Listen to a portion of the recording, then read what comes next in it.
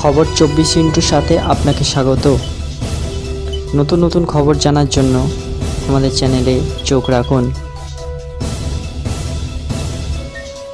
নমস্কার, খবর 24 আপনাদের স্বাগত। দর্শক, প্রোগ্রেসিভ রেটিনাল অ্যাট্রফি হলো উত্তরাধিকার সূত্রে প্রাপ্ত রোগগুলির একটি গ্রুপ, যা চোখের পেছনে আলোক সংবেদনশীল কোষগুলির প্রগতিশীল অবক্ষয় ঘটায়। পিআরএ সহ কুকুরের জন্মের সময় স্বাভাবিক দৃষ্টিশক্তি থাকে, তবে 4 বা 5 বছর বয়সে তারা সম্পূর্ণ অন্ধ হয়ে যাবে।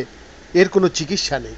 এখন কেমব্রিজ বিশ্ববিদ্যালয়ের নেতৃত্বে একটি দল ইংলিশ শেফার্ড কুকুরের মধ্যে পিআরএ ঘটায় জেনেটিক মিউটেশন শনাক্ত করতে পেরেছেন এবং এটির জন্য একটি ডিএনএ পরীক্ষা তারা তৈরি করেছেন। তাদের দৃষ্টিশক্তি ব্যর্থ হওয়ার আগে রোগ বহনকারী কুকুরের শনাক্ত করা হয়েছে। এটি প্রজননের সিদ্ধান্তগুলিকে গাইড করার জন্য একটি সরঞ্জাম সরবরাহ করে, যাতে এই রোগটি কুকুর ছানাগুলিতে না যায়। মালিকরা সাধারণত বুঝতে পারেন না যে তাদের কুকুরের পিআরএ আছে যতক্ষণ না এটি মধ্যবয়সী হয়। এই সময়ের মধ্যে এটি প্রজনন করে এবং তার কুকুর ছানাগুলিতে ত্রুটিপূর্ণ জিনটি প্রেরণ করে। এটি নিয়ন্ত্রণ করা কঠিন রোগে কিন্তু পরিণত হয়ে যাচ্ছে।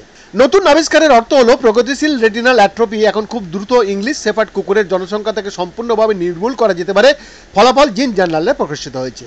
কেমব্রিজ বিশ্ববিদ্যালয়ে ভেটেরিনারি মেডিসিন বিভাগের গবেষক এবং প্রতিবেদনের প্রথম লেখক ক্যাথরিন স্ট্যানবেরি বলছেন, একবার কুকুরের দৃষ্টিশক্তি ব্যর্থ হতে শুরু করলে এই রোগে এর কোনো চিকিৎসা নেই। এটি সম্পূর্ণ সেই কুকুরটাকে অন্ধ করে দেবে।